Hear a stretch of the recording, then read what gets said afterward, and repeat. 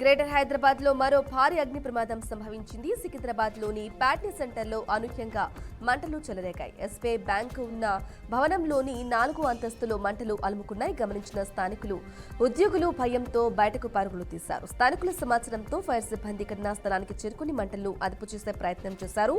విషయం తెలుసుకున్న పోలీసులు హుటాహుటిన ఘటనా స్థలానికి చేరుకుని సహాయక చర్యలో పాల్గొన్నారు.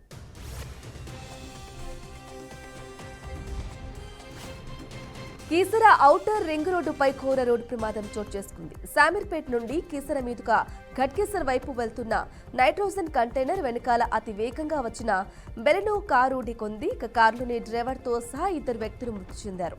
మరో 2కి గాయాల పాలయ్యారు. స్థానికులు సమాచారం మేరకు ఘటనా స్థలానికి చేరుకున్న కీసర పోలీసులు మృతి చెందిన వారి మృతదేహాలు బయటకు తీసి పోస్టుమార్టం నిమిత్తం గాంధీ హాస్పిటల్కి తరలించారు. నల్గొండ జిల్లా మిర్యాలగూడ పట్టణంలో ఎమ్మెల్యే బత్తుల లక్ష్మారెడ్డి ఆధ్వర్యంలో కాంగ్రెస్ సంక్షేమ పథకాలపై ప్రచార సంబరాలు పేరిట భారీ సభ నిర్వహించారు. ఈ కార్యక్రమంలో Nalgonda MP Kunduru Raghuveer Reddy, MLC K Shankar నాయకులు ముఖ్య అతిథులుగా పాల్గొన్నారు. ప్రభుత్వం అమలు చేస్తున్న వివిధ పథకాలను సాంస్కృతిక కార్యక్రమాల ద్వారా పెద్ద ఎత్తున ప్రచారం చేశారు. ఈ కార్యక్రమంలో సినీ, జానపద గాయని మంగ్లీ తన పాటల ద్వారా ఉరుతలుగిరించారు. విద్యార్థిని గమ్యస్థానానికి చేర్చి దిక్సూచిగా నిలిచిన బాలాపూర్ సీఐఎం సుధాకర్ చేసిన సంఘటన ఆలస్యంగా వెలుగులోకి వచ్చింది. ఒక విద్యార్థిని తనకు నిర్దేశించిన నీట్ పరీక్షా కేంద్రానికి బదులు వేరొక పరీక్షా కేంద్రానికి పొరపాటున వెళ్లింది. ఏమి చేయాలో తెలియక అయోమయ స్థితిలో ఉంది. గమనించిన బాలాపూర్ సీఐ ఆయన యొక్క పెట్రోలింగ్ వ్యాన్ లో ఎక్కించుకుని గమ్యస్థానానికి చేర్చారు. దీనిపై ఆమె తల్లిదండ్రులతో పాటు అక్కడ ఉన్న వారి అందరినీ సీఐను ప్రశంసించారు. విద్యుత్ శాఖ అధికారులు మానవత్వంతో స్పందించారని కర్నూలు జిల్లా ఆదోని పట్టణ మైనార్టీ హక్కుల పరిరక్షణ సమితి రాష్ట్ర కార్యదర్శి నూర్ అహ్మద్ అన్నారు. కరెంటు బిల్లు కట్టని వారికి వెంటనే కనెక్షన్ కట్ చేసే విధానాన్ని విద్యుత్ శాఖ అధికారులు స్వస్తి పలకారని ఎంహెచ్పి సమితి తరపున డిమాండ్ చేస్తున్నామన్నారు. ఎందుకంటే అప్పటికప్పుడు కరెంటు బిల్లు కట్టలేక, కరెంటు లేక ఒంటరి మహిళలు, వృద్ధులు, అనారోగ్యంతో బాధపడేవారు తీవ్ర ఇబ్బందులకు గురి కావాల్సి వస్తుందన్నారు. ఆధుని పట్టణంలో ఎల్ఐజీ కాలనీలో ఇలాంటి విషయం ఒకటి తమ దృష్టికి వచ్చిందని ఆయన తెలిపారు. కాన్పూర్లోని చమన్గంజ్ ప్రాంతంలో లెదర్ ఫ్యాక్టరీలో ఉన్న 6 అంతస్తుల భవనంలో భారీ అగ్ని ప్రమాదం సంభవించింది. ఈ ప్రమాదంలో ఒక కుటుంబానికి చెందిన 5గురు భవనం లోపల చిక్కుకున్నారు. సమాచారం అందుకున్న అగ్నిమాపక సిబ్బంది సంఘటనా స్థలానికి చేరుకుని మంటలను అదుపు చేశారు. జన సాంద్రత ఎక్కువగా ఉన్న ప్రాంతం కావడంతో అగ్ని ప్రమాదం తీవ్రతను చూసి స్థానికులు భయాందోళన చెందారు. అగ్ని ప్రమాదంలో చిక్కుకున్న 5గురిని సిబ్బంది రక్షించారు. గవర్నమెంట్ స్కూల్కు చెందిన 2 లేడీ స్టాఫ్ ను దారుణంగా కొట్టుకున్నారు. జుట్లు పట్టుకుని మరీ ఫైటింగ్ చేసుకున్నారు. ఈ సంఘటన మధ్యప్రదేశ్లోని కోర్కినేలో ఏకలవ్య అనే ప్రభుత్వ పాఠశాలలో చోటు చేసుకుంది. ఇక పాఠశాల ప్రిన్సిపల్ గా ప్రవీణ దహ్యా వ్యవహరిస్తోంది. అదే పాఠశాలలో మధురాని లైబ్రరీయన్ గా విధులు నిర్వర్తిస్తోంది. పనికి సంబంధించిన విషయంలో ఇద్దరికి గొడవ మొదలైంది. కొద్దిసేపటికే అది కొట్టుకునే వరకు వెళ్లింది. ఒకరిపై ఒకరు దాడి చేసుకున్నారు. ప్రధాని నరేంద్ర మోదీతో air chief marshals Amarpreet Singh భేటీ అయ్యారు.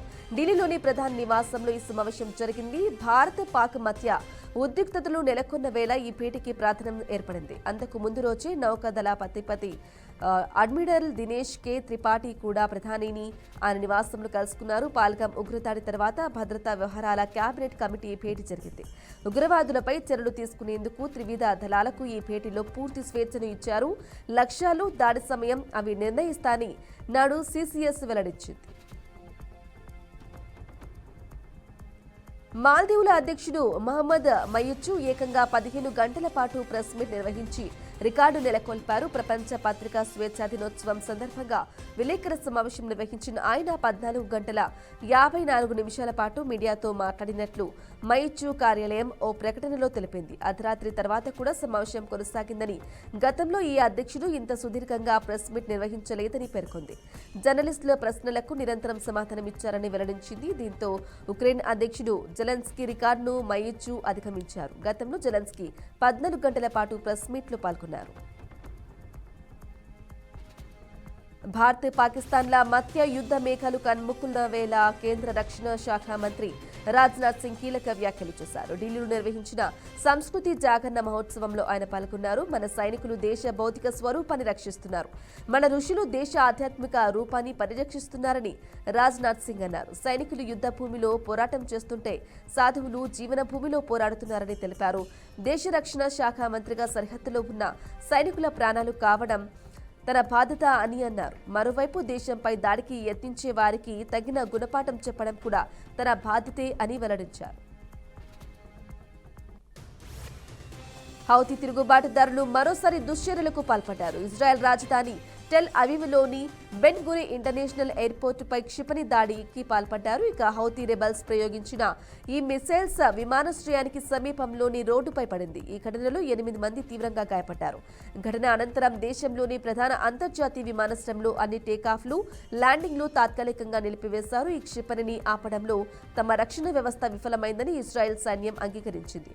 దాడికి బాధ్యత వహిస్తున్నట్లు హౌతీ రెబల్స్ ప్రకటించారు. క్షిపణి దాడితో భయాందోళనకు గురైన ప్రయాణికులు ఒక్కసారిగా పరుగులు తీశారు.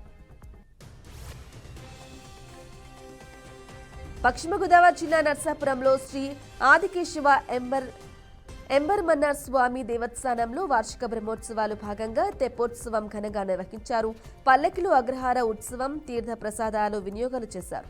పుష్కరిణిలో స్వామివారిని దర్శించుకోవడానికి భక్తులు అధిక సంఖ్యలో వచ్చారు. దేవస్థానం నందు జై శ్రీమన్నారాయణ, జై రామానుజ నామస్మరణతో మార్మోగుతుంది. ఇక తెప్పోత్సవం కార్యక్రమం పుష్పాల ఆదినారాయణ కుమారులు పుష్పాల వెంకట కృష్ణమోహన్ ఆధ్వర్యంలో నిర్వహించినట్లు ఆలయ కమిటీ సభ్యులు తెలిపారు. రంగారెడ్డి జిల్లా నాసిగి పోలీస్ స్టేషన్లో ఎగ్జిట్ సమీపంలోని ఔటర్ రింగ్ రోడ్డుపై రోడ్డు ప్రమాదం చోటు చేసుకుంది. టోల్ కట్టడానికి ఆగి ఉన్న లారీని వెనక నుండి అతి వేగంగా వచ్చిన మరొక లారీ ఢీకొంది. ఈ ప్రమాదంలో లారీ డ్రైవర్ అక్కడికక్కడే మృతి చెందినట్లు స్థానికులు తెలిపారు. స్థానికుల సమాచారం మేరకు సంఘటనా స్థలానికి చేరుకున్న నార్సింగి పోలీసులు కేసు నమోదు చేసి దర్యాప్తు చేస్తున్నారు. రాష్ట్రానికి వడగాలుల ముప్పు పొంచి ఉంది. ప్రధానంగా 13 జిల్లాల్లో తీవ్రమైన వడగాలులు నమోదయ్యే అవకాశాలున్నాయని ప్రకృతి విపత్తుల నిర్వహణ విభాగం అధికారులు అంచనా వేస్తున్నారు. గత 11 ఏళ్ల కాలంలో ఈ జిల్లాల్లో సగటున 21 నుంచి 40 రోజులు వడగాల్పులు నమోదయ్యాయి. వడగాలుల వల్ల చిన్నారులు, గర్భిణీలు, బాలింతలు, వృద్ధులు, రోగుల పరిస్థితి మరింత క్షీణిస్తుందని, ఇంటి వెలుపల పనిచేసే వారిపై అధిక ప్రభావం ఉంటుందని నిపుణులు చెబుతున్నారు. బీఆర్ఎస్ ఎమ్మెల్సీ కల్వకుంట్ల కవిత ఈ నెల 16న అమెరికాకు వెళ్లనున్నారు. 16 నుంచి 23 వరకు అమెరికాలో పర్యటించనున్నారు. తన కుమారుడు ఆదిత్య గ్రాడ్యుయేషన్ కార్యక్రమంలో పాల్గొనడానికి కవిత దంపతులు అమెరికా వెళ్తున్నారు. ఈ నెల 23న తిరిగి హైదరాబాద్ చేరుకుంటారు. అయితే కవిత విదేశీ పర్యటనకు ఢిల్లీలోని రౌస్ అవెన్యూ సిబిఐ ప్రత్యేక కోర్టు అనుమతిస్తూ ఉత్తర్వులు జారీ చేసింది.